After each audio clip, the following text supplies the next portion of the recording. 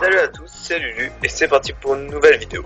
Aujourd'hui je vais vous parler de Skyrim, un RPG qui est pour moi le meilleur jeu de tous les temps. Je vous ferai plusieurs vidéos analyses sur plusieurs choses car il y a beaucoup de choses à dire. Et sachez que quand je dis Skyrim c'est une erreur parce que je vais vous parler du monde des Elder Scrolls en général. Donc, la première vidéo analyse de Skyrim sera sur le Dovahkiin, je ne pouvais pas y passer dessus car c'est tout simplement le personnage principal de Skyrim.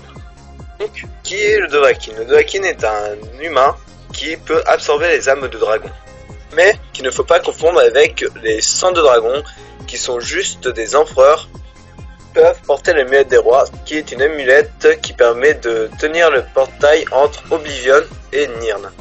Oui, c'est compliqué, mais je vous expliquerai tout ça dans une autre vidéo. Donc, pour revenir aux enfants de dragon, il en existe 3 officiellement. Le premier étant Miraak, le protagoniste principal du DLC de Skyrim, Dragonborn. Le second est Tiber Septim, autrement appelé Talos, on en parlera aussi dans une autre vidéo. Et le troisième est votre personnage principal dans Skyrim. Donc, quel est le rôle de l'enfant de dragon? Le rôle de l'enfant de dragon est de tuer Alduin, le dévoreur de monde, un dragon très puissant qui est censé détruire le monde.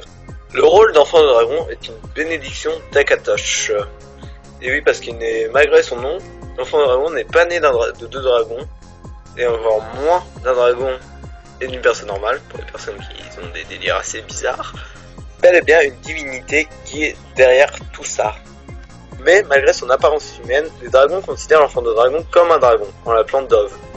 Mais on pourrait se demander à quoi ça sert d'absorber des âmes de dragon, mis à part de tuer réellement les dragons, car ils peuvent être ressuscités si leur âme est toujours dans leur corps. Cela sert à apprendre des mots de puissance, c'est-à-dire des cris de dragon, en quelques minutes, alors que des personnes normaux l'auraient apprise en quelques années. Voilà, j'espère que cette vidéo vous a plu. Vous pouvez vous abonner à notre chaîne pour ne rien louper des nouveautés. Et je vous dis à la prochaine.